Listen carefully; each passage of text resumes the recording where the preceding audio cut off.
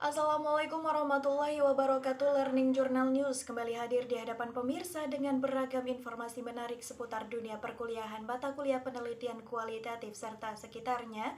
Bersama saya Melisa, inilah informasi hari ini.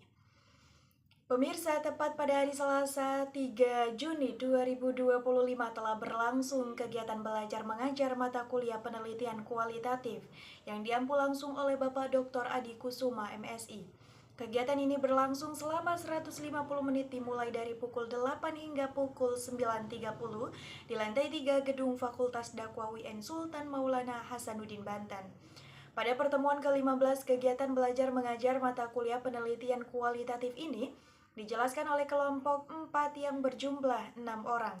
Di antaranya ada Sehabudin, Wahyu Kurniawan, Siti Nuraini, Dinan Rafana Zahir, Mad Nasir, dan Zulfa yang menjelaskan seputar penelitian komunikasi antar budaya. Mad Nasir sebagai presentator pertama menjelaskan terkait pengertian komunikasi antar budaya. Pengertian komunikasi antar budaya menurut Charlie H.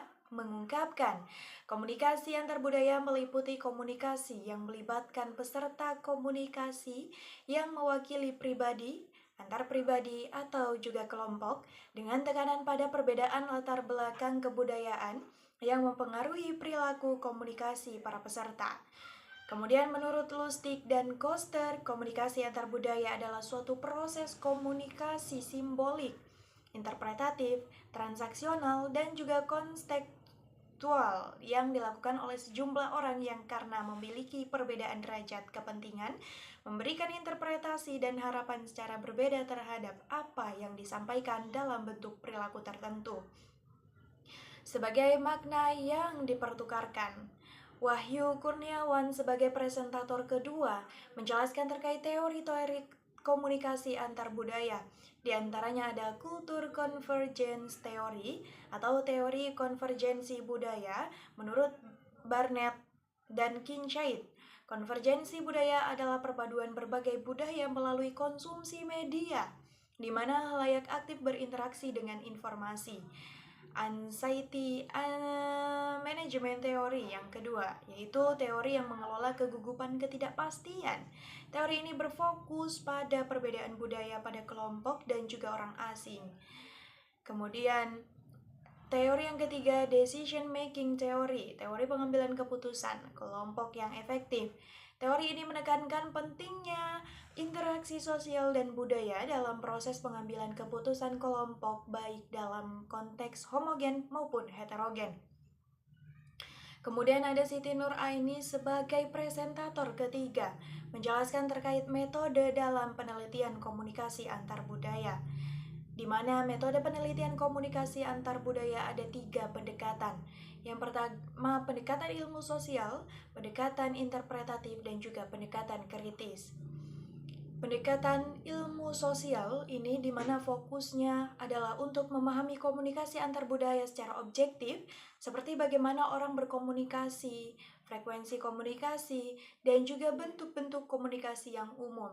Asumsinya adalah komunikasi dapat dipahami dan diprediksi melalui hukum-hukum sosial yang berlaku. Kemudian metodenya dengan metode studi eksperimen, survei, analisis data kuantitatif, dan juga statistik. Contohnya yaitu meneliti pengaruh media sosial terhadap sikap orang terhadap budaya lain atau membandingkan tingkat komunikasi antar budaya di berbagai kelompok. Kemudian kedua, pendekatan interpretatif, fokus utamanya adalah memahami makna subjektif dan pengalaman pribadi orang dalam komunikasi antar budaya serta bagaimana mereka memahami dan menafsirkan interaksi. Asumsi dari pendekatan ini adalah komunikasi dapat dipengaruhi oleh konteks sosial, budaya, dan juga pengalaman pribadi.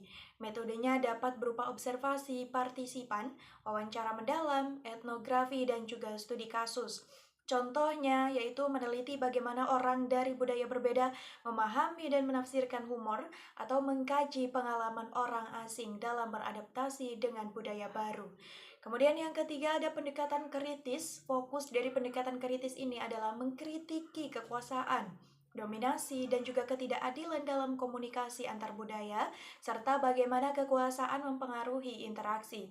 Asumsi dari teori Pendekatan ini adalah komunikasi antar budaya tidak netral, tetapi dipengaruhi oleh kekuasaan dan juga ideologi. Metodenya berupa analisis wacana, studi kebijakan, dan juga analisis kritis.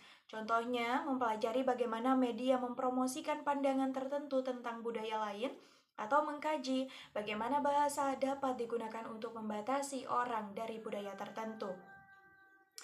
Perbedaan utama dari pendekatan ilmu sosial yaitu merekam fakta dan data tentang komunikasi dan cenderung berupaya mencari generalisasi yang berlaku untuk semua orang. Pendekatan interpretatif yaitu menjelajahi makna subjektif dan juga pengalaman individu dan cenderung menekankan keragaman dan konteks. Kalau pendekatan kritis itu lebih mengidentifikasi kekuasaan dan ketidakadilan dalam komunikasi dan juga cenderung berupaya mengubah keadaan yang tidak adil. Kemudian ada Zulfa dan juga Sehabudin sebagai presentator keempat dan kelima, menjelaskan terkait jenis-jenis hambatan dalam melakukan penelitian komunikasi antar budaya. Yang pertama ada hambatan fisik, kedua ada hambatan budaya, ketiga ada hambatan persepsi, keempat motivasi, kelima pengalaman, keenam emosi, ketujuh bahasa, kedelapan nonverbal kompetisi dan juga kompetisi. Kemudian Dinan Ravana Zahir sebagai presentator ke-6 menjelaskan terkait solusi dalam menghadapi tantangan yang terjadi dalam melakukan penelitian komunikasi antar budaya. Di antaranya ada openness to other wise thinking, cultural adaptation, professional excellence, language skill, flexibility, ability to work, team, self-reliance, independency, mobility, ability to deal with stress. Atau dalam bahasa Indonesia memiliki arti yang pertama kompetensi sosial, kedua keterbukaan untuk cara lain, kemudian pemikiran, adaptasi, budaya, keunggulan profesional, keterampilan bahasa, fleksibilitas, kemampuan untuk bekerja, tim, kemandirian, mandiri, mobilitas, kemampuan untuk menghadapi stres. Baik pemirsa, berita tadi menutup perjumpaan kita kali ini. Saya Melisa beserta kru pamit undur diri. Wassalamualaikum warahmatullahi wabarakatuh dan sampai jumpa.